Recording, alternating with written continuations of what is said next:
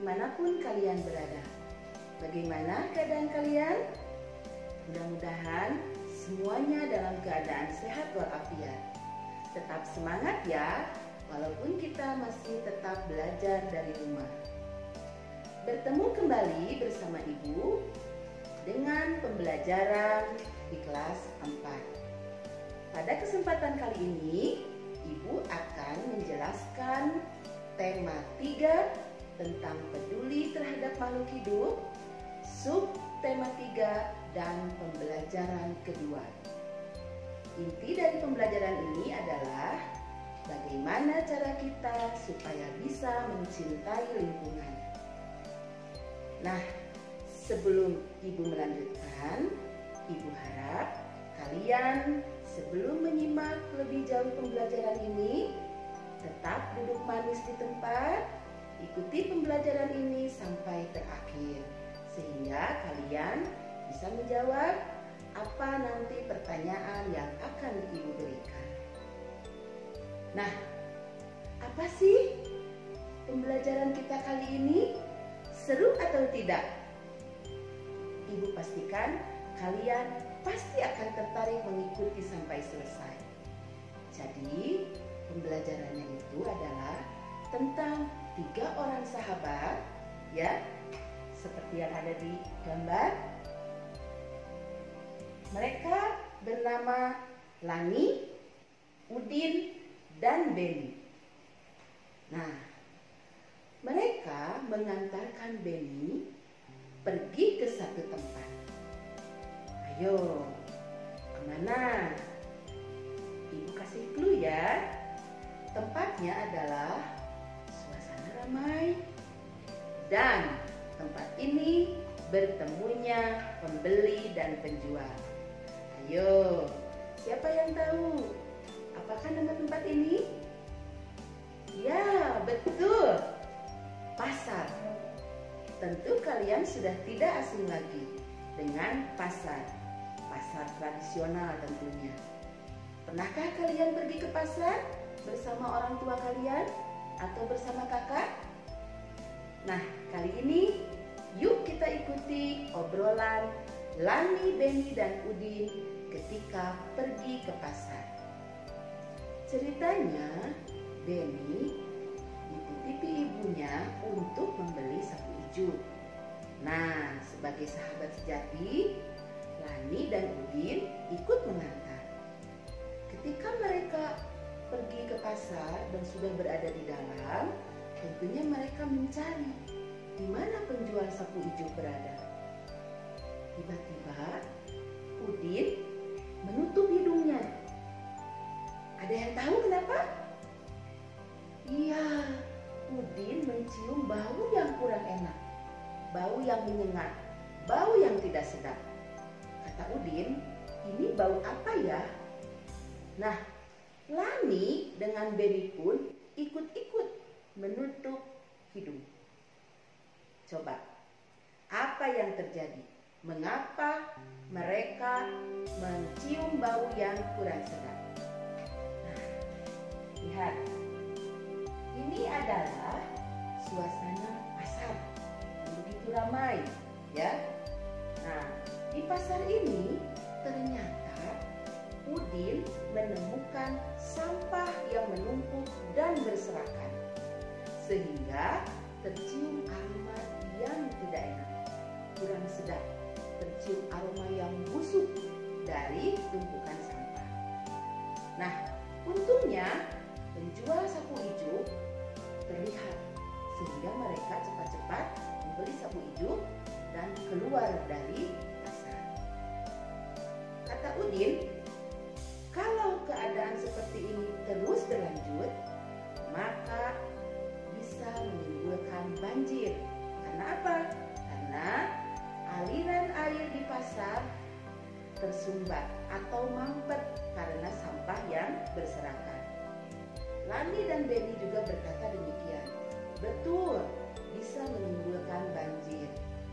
Bagaimana ya caranya supaya pasar itu tetap bersih dan tidak ada sampah yang berserakan ataupun tertumpuk di beberapa tempat. Kalian tahu bagaimana caranya? Ya, betul. Caranya itu harus ada kesadaran baik dari penjual ataupun pembeli. Jadi, kalau membuang sampah itu harus pada tempatnya. Karena apa?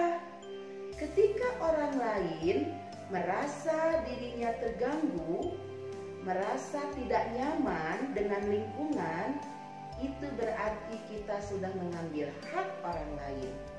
Karena orang lain pun punya hak untuk bisa hidup di lingkungan yang nyaman, bersih, dan sejuk. Coba bayangkan, kalau sampah berserakan, bagaimana? Bisakah kalian hidup enak, hidup nyaman? Tentu tidak. Pernapasan akan terganggu, penciuman kalian juga akan terganggu. Nah, untuk itu, sesuai dengan pembelajaran sebelumnya tentang hak dan kewajiban, maka hak dan kewajiban itu harus kita laksanakan secara seimbang. Jadi kita berkewajiban menjaga, merawat lingkungan agar tetap bersih. Supaya apa? Supaya hak orang lain tetap bisa menikmati lingkungan yang aman, nyaman, asri, dan sejuk. Nah, sampai di sini, apakah kalian sudah mengerti? Mudah-mudahan ya. Ibu harapkan kalian mulai dari sekarang bisa menjaga, bisa merawat lingkungan, bisa tentunya membuang sampah pada tempatnya, ya.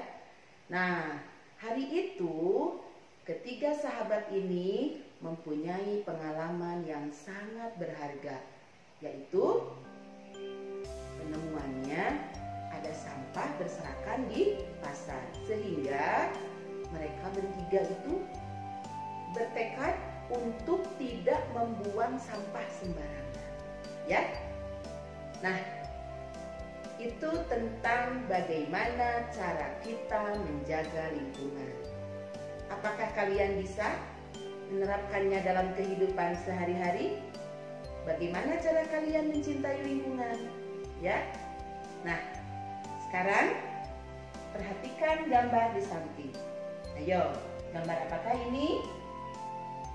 Nah, ini sebetulnya gambar yang terdiri dari potongan-potongan gambar yang digunting, ditempel di satu media sehingga menjadi gambar baru. Ada yang tahu apakah ini? Betul, ini adalah gambaran sebuah montase. Kalau beberapa waktu yang lalu kalian sudah mempelajari tentang kolase, tentang mozaik, yuk hari ini kita belajar tentang teknik tempel yang disebut dengan montase. Jadi kalau ibu simpulkan, montase itu adalah teknik seni menempel yang diambil dari gambar-gambar yang sudah kalian potong, yang sudah kalian gunting, lalu ditempelkan lagi di media baru, bisa di kertas HPS, di karton, sehingga menjadi gambar baru sesuai dengan tema yang kalian inginkan. Nah, apakah kalian tertarik membuat montase? Yuk, kita buat montase dengan tema Ayo Cintai Lingkungan, seperti gambar ini, ya. Apa saja sih alat-alat yang diperlukan untuk membuat montase? Ayo, boleh dicatat ya. Montasenya itu kan terdiri dari gambar yang sudah kalian gunting, yang sudah kalian potong. Nah, gambarnya itu diambil dari koran atau majalah, ataupun kalian bisa googling, ya. Bisa googling, lalu kalian potong, lalu kalian gunting. Nah, setelah itu potongannya itu kan ditempel. Tentu memerlukan apa kalau ditempel? Iya, kita butuh juga lem supaya potongan gambar tadi bisa kita tempel. tempellah gambar-gambar itu sesuai dengan tema yang sudah kita rencanakan ya. Jangan lupa buatlah yang rapi, pakai garis pinggir dulu sehingga nanti pekerjaan kita akan terlihat indah ya. Tekniknya sudah dijelaskan, kita potong dulu gambarnya, mana yang kita inginkan, lalu kita tempel sehingga gambarnya itu menjadi bertema. Bisa kalian pahami? Yuk kita praktekkan ya. Kita buat montase setelah pembelajaran ini selesai. Mudah bukan? Alat-alatnya juga bisa kita temui di sekitar rumah ya. Tidak mahal karena bahan-bahannya itu sudah ada tersedia di rumah kita ya. Koran kan ada, majalah bekas juga ada. Nah, setelah itu montase yang sudah kalian buat ya, supaya kalian bangga, kalian bisa tempelkan itu. Bisa di kamar, bisa di ruang tamu ya, atau di rumah, atau juga di kelas ya. Nah, kalau di rumah atau di kelas itu setidaknya kalian sudah bisa berkampanye bagaimana memberitahu orang lain cara menjaga lingkungan ya. Nah, untuk itu supaya ibu ingin tahu kalian paham atau tidak, sekarang lihat ya. Di sini ada 7 bulatan seperti balon ya, ada 7 bulatan seperti balon. Nanti kalian isi dengan contoh cara menjaga lingkungan. Salah satunya misalnya dengan membuang sampah pada tempatnya, merawat tanaman ya, tidak merusak tanaman. Nah, yang lainnya silahkan kalian isi ya. Paham? Ibu ulang dari pembelajaran pertama ya. Masih ingat tentang percakapan Udin, Lani, dan Beni? Masih ingat apa yang terjadi di lingkungan pasar? Apakah pasarnya bersih? Ya, pasarnya tidak bersih. Pasarnya itu berserakan sampah yang menumpuk dan menyebabkan bau yang tidak sedap. Coba, mengapa pasar itu menjadi bau? Ya, betul, karena sampahnya berserakan, bertumpuk di mana-mana.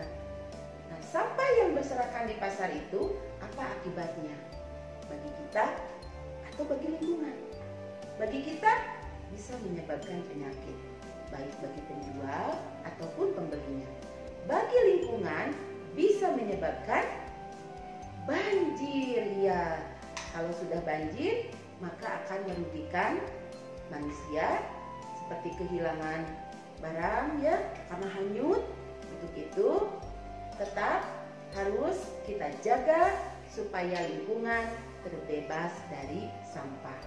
Dan jangan lupa, ketika kita tidak menjaga lingkungan, ketika kita membuang sampah sembarangan, berarti kita sudah mengambil hak orang lain. Bagaimana sebaiknya cara kita untuk membuang sampah agar lingkungan tetap terjaga, nyaman, asri, dan sejuk ya. Baik anak-anakku, bagaimana pembelajaran hari ini? Apakah membuat kalian menjadi mengerti, menjadi paham bagaimana cara menjaga lingkungan?